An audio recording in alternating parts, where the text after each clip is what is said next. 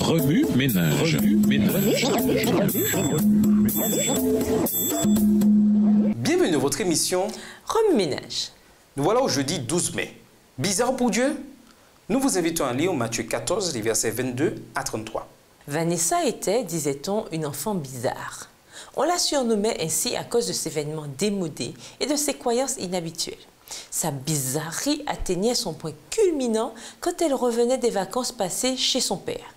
À seulement 12 ans, elle parlait de Dieu omnipotent, rempli d'amour, que son père, récemment baptisé au sein de l'église adventiste du 7e jour, lui avait fait découvrir. Il ne fallut pas longtemps à Vanessa pour qu'elle se joigne à son tour à l'église. Cependant, tout au long de son adolescence et en tant que jeune adulte, son régime végétarien, ses vêtements modestes et sa lecture personnelle de la Bible lui attirèrent les moqueries et l'incompréhension. Dès le commencement, les enfants de Dieu ont toujours été différents des autres. Un coup d'œil sur les générations passées le prouve. Face à des styles de vie qui devaient déplaire à Dieu, Joseph resta pourtant différent des autres. Potiphar s'en aperçut et comprit que Dieu était avec lui et l'aidait à prospérer. Genèse 39, verset 3. La liste de tels hommes et de telles femmes s'étend jusqu'à nos jours. Cependant, le ministère le plus exceptionnel de tous est celui du Christ, lequel a créé l'univers et revêtu l'humanité. Matthieu 14, les versets 22 à 33. Matthieu souligne que Jésus satisfaisait les besoins des êtres humains, comme par exemple nourrir les affamés, Matthieu 14, les versets 13 à 21.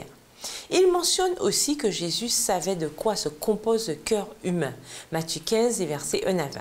Ce dont il faut nous souvenir, c'est que Dieu, dans les jours de sa chair, ne fit que poursuivre ce qu'il avait fait dans l'Ancien Testament. Il pourvut aux besoins de base de l'humanité, la manne pour les Israélites, et révéla le cœur contrit de l'humanité, le roi David. Mais plus important encore, bien que les Israélites fussent l'instrument qu'il avait choisi pour l'accomplissement de son objectif divin, le Seigneur offrit aussi le salut à quiconque croirait en lui et marcherait dans ses voies. Aujourd'hui, il en est ainsi pour le peuple non conventionnel de Dieu. Ses enfants sont dispersés partout dans le monde. Lui-même a dit, « Moi, le Seigneur, je t'ai appelé par fidélité à moi-même. Je te donne mon appui. Je t'ai formé pour faire de toi le garant de mon engagement envers l'humanité, la lumière des nations. » Ésaïe 42, le verset 6. Remue ménage, osez-vous vous distinguer pour Dieu là où vous habitez, travaillez ou étudiez?